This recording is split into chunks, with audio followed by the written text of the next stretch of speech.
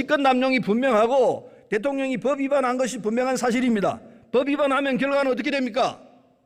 의원님 말씀하신 대로 많은 국민은 그렇게 생각하고 계시지 않습니다.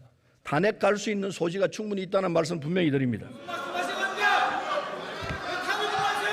발언은 본의원이 하고 있습니다. 조용히 하십시오. 윤석열 정권은 1년 4개월 동안 7일 본색, 극우 뉴라이트 본색, 문학과 독선 본색이 고스란히 드러나는 폭거만 저질렀습니다. 이대로 가면은 윤석열 정권은 역사에 준엄한 심판은 물론이고 국민들이 탄핵하자고 나설지 모르겠습니다. 여야 의원들이 방청석에서 하시는 태도는 국민들이 이 발언하는 사람들의 말을 못 듣게 방해하고 있어요. 초등학교 반상회에 가도 이렇게 시끄럽지는 않습니다. 네. 같이 있는 국회의원들이 소리 지르면 정작 국민들은 못 듣는다. 초등학교 반상회도 이렇게 안 한다. 이렇게 꼬집는 얘기까지 듣고 오셨는데 어쨌든 오늘 서른 의원이 탄핵 이 두 글자를 언급하면서 지금 보신 것처럼 아수라장이 됐는데 네.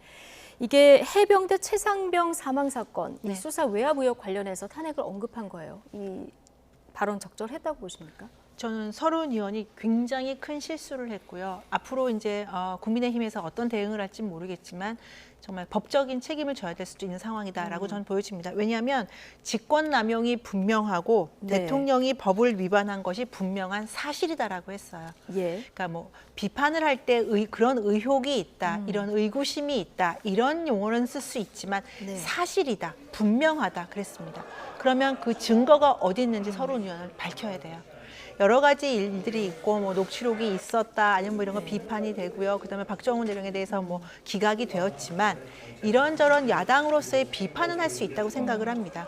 그런데 다선 의원이 중진 의원이 국회 본회의장에서 사실, 분명, 탄핵 이런 것들을 언급했다라고 한다면 이건 정치적인 책임뿐 아니라 사실은 법적인 책임도 질 수 있는 그런 위험한 발언이다라고 해서 전 지금이라도 서른 의원이 일단 사과를 해야 된다고 생각을 해요. 그런데 여기에 이제 다른 민주당 의원들까지 가세해서 그런 의혹이 있다, 탄핵당할 수 있다 계속 이렇게 나오고 있거든요. 박주민 의원이 이제 사실이다, 분명하다 이런 얘기는 하진 하지 않았지만 만약 의혹이 사실로 밝혀지면 탄핵 소추가 가능하다 이렇게 오늘 맞습니다. 아침 그렇게 이제 얘기를 발언을 했거든요. 했는데요. 예.